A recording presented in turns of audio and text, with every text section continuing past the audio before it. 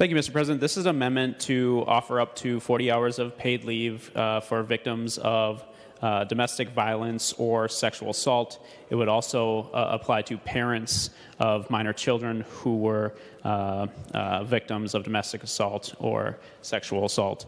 The way it is defined is that any employer with 10 or more employees would provide this up to 40 hours coverage for any employee that averages more than 20 hours a week. When these things happen, it is difficult sometimes financially to leave the situation.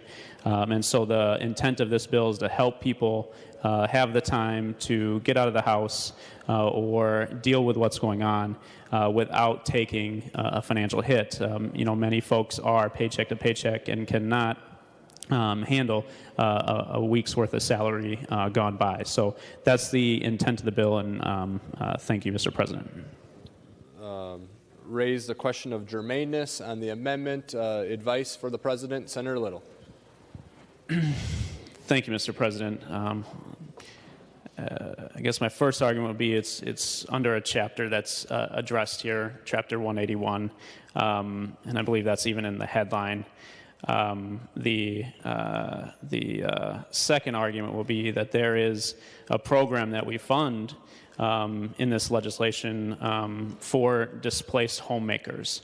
And in certain circumstances, that funding is used to help people leave those situations.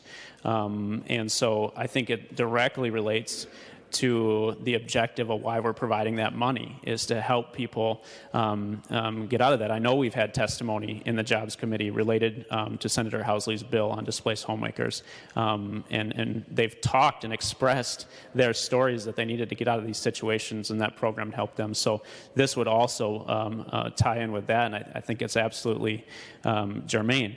The context of the rules we have here are to narrow debate, not to eliminate it on things we don't want to vote on. Thank you, Mr. President.